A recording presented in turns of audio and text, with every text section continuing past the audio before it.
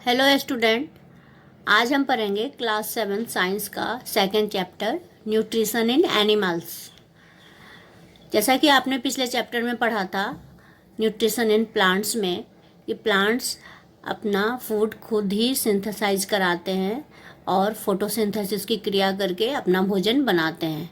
लेकिन एनिमल्स में ये इस तरह की कोई क्रिया नहीं होती है और वो डिपेंडेंट होते हैं अपने फूड के लिए प्लांट्स पर या प्लांट्स खाने वाले अदर एनिमल्स पर।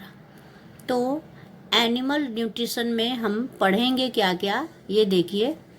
Animal nutrition includes nutrient requirement, mode of intake of food and its utilization in the body. Animal nutrition में हम पढ़ेंगे कि उनको कौन कौन से न्यूट्रिएंट की आवश्यकता होती है, उनकी क्या रिक्वायरमेंट है। मोड ऑफ इनटेक का मतलब है किस तरह से वो भोजन को अपने शरीर के अंदर लेते हैं और फिर किस तरह से इसका यूटिलाइजेशन शरीर में होता है। जैसा कि आपने पिछली क्लास में पढ़ा है कि फूड के कंपोनेंट क्या क्या होते हैं, पढ़ा है आपने। Carbohydrate, fat, protein, minerals, vitamins, ये सारे फूड के कंपोनेंट हैं। अब न्यूट्रिशन जो है उसमें करना क्या है कि जो भी कंपोनेंट हैं फूड के, उनको उनके कॉम्प्लेक्स रूप से उनको सिंपलर फॉर्म में बदलना है, ब्रेक डाउन करना है।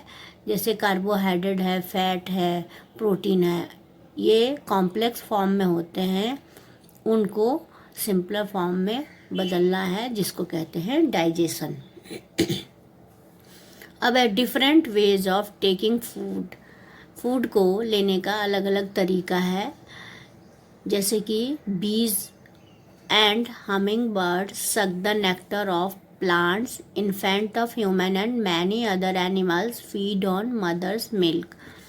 बीज हैं या हमिंग बर्ड्स हैं, ये नेक्टर लेते हैं प्लांट से। जो एनिमल्स के या ह्यूमंस के छोटे बच्चे होते हैं वो मदर का मिल्क पीते हैं। स्नेक जो है, जैसे कि मान लो पाइथन है, वो एनिमल्स को, जो भी उनका शिकार है, उसको सॉलो कर जाते हैं, निगल जाते हैं। जो एक्वेटिक एनिमल हैं वो फूड पार्टिकल्स जो पानी में तैरते रहते हैं उनको लेते हैं।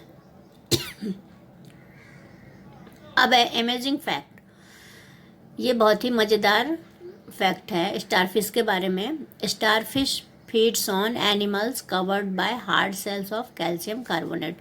स्टारफिश जो है वो ऐसे एनिमल को खाते हैं जिनका शरीर कैल्शियम कार्बोनेट का बना हुआ होता है।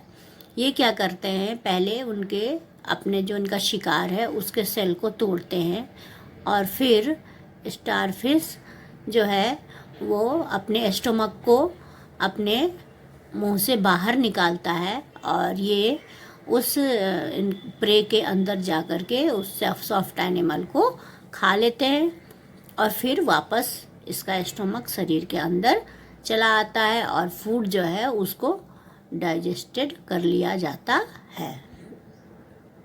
अब है digestion in human. Main part हमें यही पढ़ना है कि ह्यूमन के अंदर डाइजेशन कैसे होता है। तो इसका प्रोसेस शुरू होता है हमारे मुंह से। फूड जो है उसको हम अपने मुंह में लेते हैं और फिर इसका डाइजेशन होता है और फिर इसका बॉडी में यूटिलाइजेशन होता है। और जो अनयूज्ड पार्ट होते हैं वो शरीर के बाहर मल के रूप में बाहर निकाल दिए जाते हैं। लेकिन ये क्रिया इतनी आसान नहीं है, इसमें काफ़ी सारे ऑर्गन शामिल होते हैं इस सारे प्रोसेस को करने के लिए।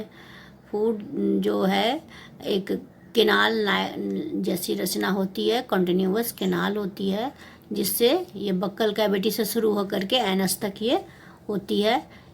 इसको हमने डिफरेंट कंपार्टमेंट्स में बांटे हैं। जैसे पहला है बक्कल कैविटी, उसके बाद है फूड पाइप या जिसको ओइसोफेगस भी बोलते हैं, stomach, small intestine, large intestine जो कि लास्ट में रेक्टम में बदल जाता है, और लास्ट है एनस। क्या ये बहुत लंबा पाथ नहीं है? पाथ यानी रास्ता है, बहुत लंबा रास्ता है। इन सबको मिला के हम एलिमेंट्री कैनाल या डाइजेस्टिव ट्रैक कहते हैं। और इसमें क्या होता है, फूड जो है वो धीरे धीरे डाइजेस्ट होता है और आगे की ओर बढ़ता जाता है बहुत सारे कैनाल से गुजरते हुए। और जो स्टमक की अंदर की दीवार होती है, स्मॉल इंटेस्टाइन होते हैं और बहुत सारे ग्लैंड जो इसके साथ जुड़े हुए हैं, जैसे सैलिवरी ग्लैंड, लीवर, पेनक्रियाज, ये सारे अपना पाचक रस निकालते हैं जो भोजन पर कार्य करता है। The digestive juice convert complex substance of food into simpler one. और जितने भी पाचक रस निकलते हैं इन सारे ग्लैंड से, वो फूड को कॉम्प्लेक्स से सिंपल में बांटते हैं। आप देखिए यहाँ से ये माउथ है हमारा, यहाँ से भोजन हम लेते हैं जिसको कहते हैं बक्कल कैविटी, और यहीं पे सैलिवरी ग्लैंड होती है जिसे सैलिवा, जिसको लाड़ बोलते हैं, वो निकलती है जो हमारे भोजन को गीला करता है और इस पर काम करता है, और वहाँ से ये फूड पाइप के द्वारा नीचे स्टमक तक पहुँच रहा है। The digestive track and the associated gland together constitute the digestive system. जो डाइजेस्टिव ट्रैक है हमारा और जो ग्लैंड्स हैं जो इससे जुड़े हुए हैं, वे सारे मिलकर के डाइजेस्टिव सिस्टम कहलाते हैं। अब हम पढ़ेंगे the mouth and buccal cavity से शुरुआत करेंगे। Food is taken into body through the mouth.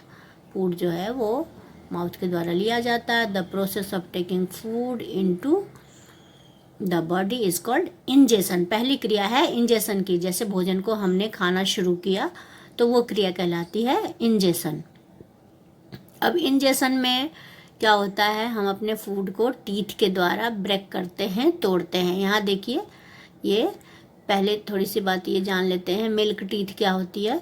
जो 6 से 8 साल के बच्चों के जन्म के बाद तक रहता है वो मिल्क टीथ है, दूध का दांत जिसको बोलते हैं। और उनके टूटने के बाद जो दांत आते हैं, जो परमानेंट टीथ कहलाते हैं, वो सारी ज़िंदगी हमारे साथ रहते हैं अगर वो डीके ना हो जाए।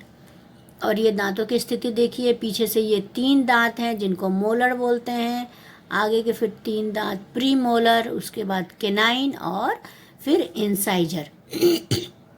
अलग अलग तरह के दांत होते हैं और इन सब का काम थोड़ा डिफरेंट होता है। कोई पियर्सिंग का काम करता है, कोई टीयरिंग का काम करता है, कोई ग्राइंडिंग का काम करता है, कोई च्यूइंग का काम करता है। तो दांत की मदद से फूड पार्टिकल्स को तोड़कर पीसकर पतला बना लिया जाता है। अब इसमें एक दिया है कि हमारे मुंह में सैलिवरी ग्लैंड है, जैसे कि मैंने पहले बताया, जिससे सैलिवा निकलता है, जिससे भी फूड जो है वो काफ़ी पतला सा हो जाता है।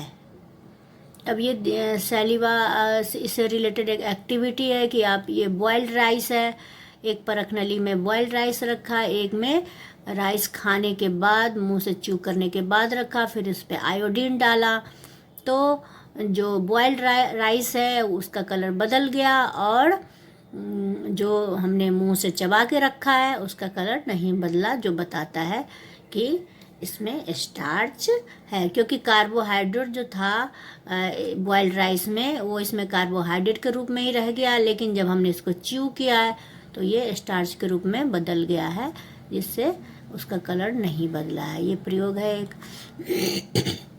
यही बात यहाँ लिखी है, the saliva breaks down the starch into sugar, और स्टार्च को फिर हमारी सैलिवा शुगर में बदल देती है। अब ये है स्वीट्स एंड टूथ डीके। मीठा खाने के बाद दांत खराब होते हैं, इसके बारे में बताया है कि बहुत सारे बैक्टीरिया हमारे माउथ में होते हैं लेकिन वो हार्मफुल नहीं होते हैं। लेकिन अगर हम अच्छी तरह से दांतों की क्लीनिंग नहीं करेंगे खाने के बाद तो हार्मफुल बैक्टीरिया इसमें पनप जाते हैं, ग्रो करते हैं, और ये हमारे खाने में जो भी हम कार्बोहाइड्रेट खाते हैं, शुगर खाते हैं, और जो भी लेफ्ट ओवर फूड होता है हमारे मुंह में अच्छी तरह से साफ ना होने के कारण इनसे एसिड बनता है एक तरह का। और ये एसिड जो है, देखिए यहाँ लिखा है, the acids gradually damage the teeth, और वो धीरे धीरे हमारे दांतों को नुकसान पहुंचाता है और इस तरह से हमारा टूथ डिके होता है। ये चित्र में देखिए, यहाँ से पहले से और चौथे चित्र में देखिए अंतर, ये सही वाला दांत है और यहाँ दांतों में सड़न के कारण देखो टूथ डिके हो गया है। तो हमें अच्छी तरह से दांत की साफ सफाई करनी चाहिए, फ्लॉसिंग करनी चाहिए और देखभाल करनी चाहिए। अब है जीभ के बारे में थोड़ा सा बताया गया है कि जीभ क्या है। जीभ जो है वो यहाँ देखिए, the tongue is a fleshy muscular organ attached at the back of the floor of the buccal cavity. Buccal cavity के एंड पर ये जीभ होता है, जो फ्लेशी मोटा सा मस्कुलर स्ट्रक्चर होता है, और ये हमें बोलने में मदद करता है। इसके अलावा ये सैलिवा को फूड में मिक्स होने में मदद करता है, च्युइंग में भी मदद करता है, यानी चबाने में भी मदद करता है, निगलने में मदद करता है। और सबसे इम्पॉर्टेंट बात कि इस पर टेस्ट बड होते हैं, जो हमें किसी भी भोजन का टेस्ट बताते हैं। ये देखिए टेस्ट बड, ये सारे टेस्ट बड हैं। यहाँ देखिए ये सारे टेस्ट बड हैं, जिससे हमें पता चलता है कि कौन सा खाना मीठा है, नमकीन है, किस तरह का उसका खट्टा है, किस तरह का उसका स्वाद है। अब है the solid food passes into the food pipe और ओइसोफेगस। जो हमने मुंह से चबाया खाना, जिस पे सैलिवा ने काम किया है, वो फिर फूड पाइप में आता है। देखिए ये फूड पाइप इतनी लंबी है और इसमें ये फूड है, और ये फूड पाइप जो है वो इस पर एक्शन करती है, और इसका पोजीशन जो है वो थोड़ा सा सिकुड़ने फैलने जैसा होता है, जिससे खाना आसानी से पुश होता जाता है नीचे की तरफ। फूड पाइप की वॉल के कारण ये ऐसा होता है। Actually this movement takes place throughout the alimentary canal and pushes the food downwards. असल में ये पूरे ही एलिमेंट्री कैनाल में ये क्रिया होती है, जिससे कि भोजन नीचे अपने आप जाता रहता है। जब कभी ऐसा होता है कि हमारा फूड एक्सेप्टेड नहीं होता शरीर को, तो हमारी वॉमिटिंग हो जाती है, होती है ये हमारे साथ। खाना जब नहीं पचता है, डाइजेस्ट नहीं होता है, तो वॉमिटिंग हो जाती है। अब आगे हम बढ़ेंगे। स्टोमक जो है एक थैले की तरह है, जिसकी दीवार बहुत ही थिक होती है, और ये देखने में ऐसा लगता है मानो ये फ्लैटेंड जे जैसा इसका शेप होता है। स्टोमक की जो दीवार है, यहाँ देखिए, the inner lining of the stomach secretes mucus, hydrochloric acid and digestive juices.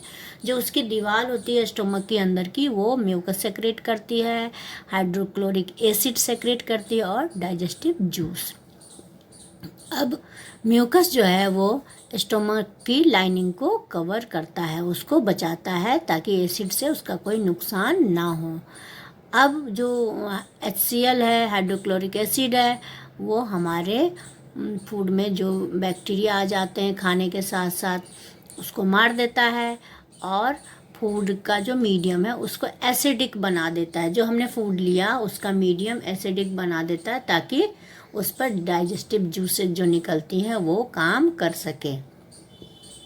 यहाँ पर डाइजेस्टिव जूस जो है वो प्रोटीन को सिंपलर फॉर्म में बदल देती हैं।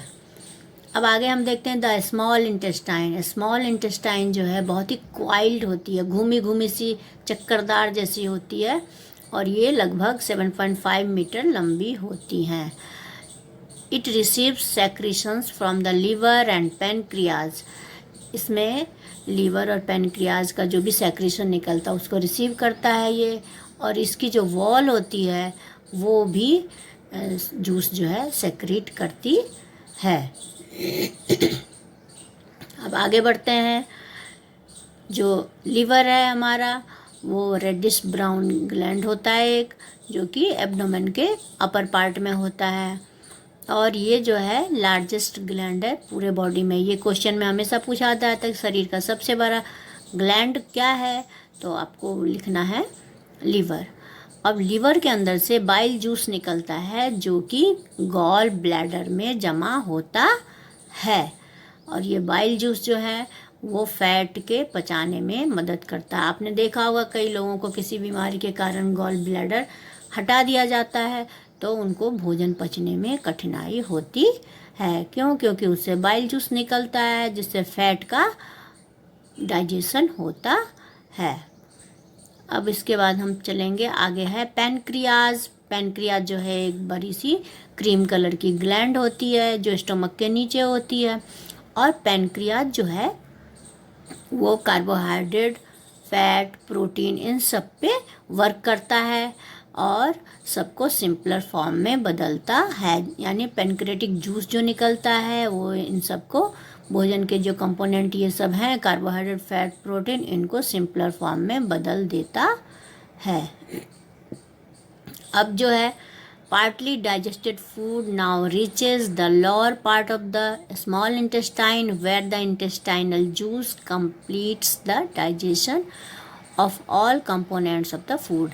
अब ये partly digested का मतलब है कुछ पचा कुछ अनपचा, इस तरह का आंशिक रूप से जो पचा हुआ भोजन है वो लोअर पार्ट में जाता है स्मॉल इंटेस्टाइन के, जहाँ पे इंटेस्टाइनल जूस निकलता है, वो भी फूड को पचाने में मदद करता है। यहाँ पे कार्बोहाइड्रेट जो है वो सिंपल शुगर में बदल जाता है, जैसे कि ग्लूकोज में बदल जाता है। फैट जो है वो फैटी एसिड में बदल जाता है और ग्लिसरॉल में बदल जाता है। और प्रोटीन जो है वो अपने सिंपलर फॉर्म एमिनो एसिड में बदल जाता है। यानी सब कॉम्प्लेक्स से सिंपल रूप में बदल जाता है, ये आपको याद रखना है। अब जब सिंपल फॉर्म में भोजन बदल गया तो इसका क्या होगा, एब्जॉर्प्शन होगा, मतलब इसको शरीर जो है अवशोषित करेगा। The digested food can now pass into the blood vessels in the wall of the intestine. This process is called absorption. अब क्या होता है, जो इनर वॉल है स्मॉल इंटेस्टाइन, उसमें बहुत सारे thousands of finger like projection होते हैं, जिनको बोलते हैं विलाई। विलाई उनकी इनर वॉल पर उंगली जैसी रचना होती है। ये विलाई जो है वो क्या करते हैं, एब्जॉर्प्शन अच्छी तरह से हो इसके लिए स्मॉल इंटेस्टाइन के जो सरफेस एरिया है उसको बढ़ा देता है। और विलाई के अंदर एक नेटवर्क होता है पतले और छोटे छोटे ब्लड वेसल्स का। ये ब्लड वेसल्स क्या करते हैं, जो भी भोजन सिंपलर फॉर्म में बदल गए उनको एब्जॉर्ब करते हैं और फिर ब्लड वेसल्स के द्वारा उसको डिफरेंट ऑर्गन में देखिए ट्रांसपोर्ट किया जाता है, ताकि हमारा शरीर जो है उसको यूज़ कर सके। यहाँ देखेंगे इस क्रिया को बोलते हैं, इस क्रिया को एसिमिलेशन कहते हैं। मतलब भोजन हमने लिया और वो धीरे धीरे धीरे करके ट्रैक से गुजरता गया, डाइजेस्टिव ट्रैक से गुजरता गया और उसका पाचन हुआ। पाचन के बाद जब डाइजेस्ट हो गया तो एब्जॉर्प्शन हुआ और एब्जॉर्प्शन होने के बाद वो हमारे ब्लड वेसल्स के द्वारा, विलाई के ब्लड वेसल्स के द्वारा हमारे डिफरेंट ऑर्गन्स में गया। उस सारी क्रिया को कहते हैं एसिमिलेशन। अब इन द सेल, जब सेल में चला गया तो सेल में क्या होता है, ग्लूकोज जो है वो ब्रेक डाउन होता है ऑक्सीजन के हेल्प से और कार्बन डाइऑक्साइड बनता है, वाटर बनता है और एनर्जी रिलीज होती है। यही एनर्जी हमें चाहिए होती है, इसीलिए हम भोजन करते हैं। भोजन करने का पर्पस यही है, हमें एनर्जी मिलना, और यहाँ आकर के ये हमें एनर्जी रिलीज होती है जो हमें मिलती है। और इसके बाद the food that remains undigested and unabsorbed enters into the large intestine। अभी भी कुछ ऐसे भोजन के टुकड़े हैं, भोजन के कुछ पार्ट्स हैं जो अनडाइजेस्टेड हैं, यानी उनका पाचन नहीं हुआ, अनएब्जॉर्ब्ड है यानी उनको एब्जॉर्ब नहीं किया गया, वो लार्ज इंटेस्टाइन, बड़ी आंत में चले जाते हैं। अब बड़ी आंत में क्या होता है, बड़ी आंत जो है वो काफ़ी वाइडर और शॉर्टर होती है और 1.5 मीटर इसकी लेंथ होती है।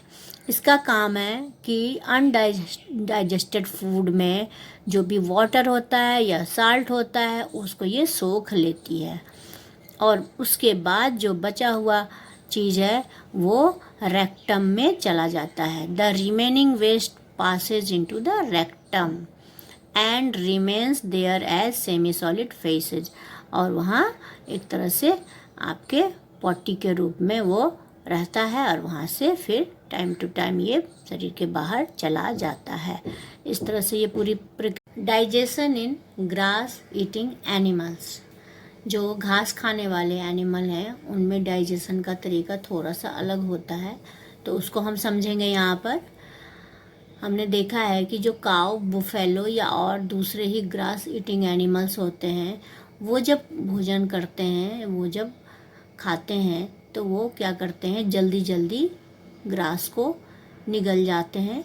और निगलने के बाद उनके स्टोमक में एक र्यूमेन, देखिए यहाँ र्यूमेन लिखा है, ये एक पार्ट होता है जहाँ पर ये सारा भोजन इकट्ठा हो जाता है। यहाँ आपको चित्र में समझाया गया, ये देखिए ये र्यूमेन को दिखाया गया है। तो ये र्यूमेन में इकट्ठा होकर के अनडाइजेस्टेड होते हैं, पार्शियली बल्कि इनडाइजेस्टेड होते हैं, जिनको बोलते हैं कड। अब ये कड क्या, जब देखा होगा, जब ये खाने के बाद जब आराम से बैठते हैं तो ये जुगाली करते हैं। जुगाली करने का मतलब है कि ये जो पार्शियली डाइजेस्टेड फूड है इनका, उसको वापस फिर कड, जिसको कड बोलते हैं, वो वापस फिर मुंह में आता है और टुकड़ों टुकड़ों में, और एनिमल जो है उसको फिर से च्यू करता है, फिर से चबाता है। इस प्रोसेस को बोलते हैं रूमिनेशन बोलते हैं। और इसीलिए इन सारे एनिमल्स को रूमिनेंट का नाम दिया गया है। असल में होता क्या है, ग्रास जो है उसमें सेलुलोज पाया जाता है। सेलुलोज क्या है, एक तरह का कार्बोहाइड्रेट है। अब रूमिनेंट में जैसे कि कैटल, डियर, इन सब में एक तरह की बैक्टीरिया होती है जो कि इनके र्यूमेन में प्रेजेंट होती है।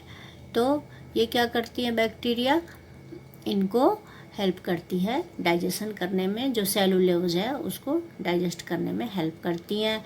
और ह्यूमन में ये बैक्टीरिया नहीं होती है, इसीलिए हम घास नहीं खा सकते हैं, जो भी क्योंकि हम सेलुलोज का पाचन कर ही नहीं सकते। अब animals like horse, rabbit etc have a large sac like structure called caecum between the oesophagus and small intestine. कुछ एनिमल जैसे हॉर्स हैं, रैबिट है, इन सब में ओइसोफेगस और स्मॉल इंटेस्टाइन के बीच में एक अलग तरह का स्ट्रक्चर होता है जिसको सिकम बोलते हैं। The cellulose of the food is digested here. अब इनमें क्या होता है, सिकम में ही जो उनके फूड का सेलुलोज का पार्ट है वो डाइजेस्टेड होता है कुछ बैक्टीरिया के हेल्प के द्वारा, जो कि बैक्टीरिया हमारे ह्यूमन में नहीं होता। यानी जो भी कैटल हैं ग्रास ईटिंग, इनमें एक अलग तरह की बैक्टीरिया होती है, कुछ अलग तरह के ऑर्गन होते हैं जिसके कारण ये घास को खा सकते हैं और सेलुलोज को पचा सकते हैं। So far you have learnt about animals which possess the digestive system। अब है कि अभी तक आपने ये ऐसे एनिमल के बारे में पढ़ा जिससे डाइजेस्टिव सिस्टम जिसमें होता है, लेकिन कुछ ऐसे एनिमल हैं जिनमें डाइजेस्टिव सिस्टम नहीं होता है, जिसका सबसे बड़ा एग्जांपल है amoeba. Feeding and digestion in amoeba. Amoeba क्या है आप जानते होंगे, amoeba microscopic single celled organism है, मतलब एक ही सेल से बना होता है अमीबा, और माइक्रोस्कोप से इसको देख सकते हैं, खुली आंखों से नहीं देख सकते हैं, और ये पॉन्ड वाटर में पाया जाता है।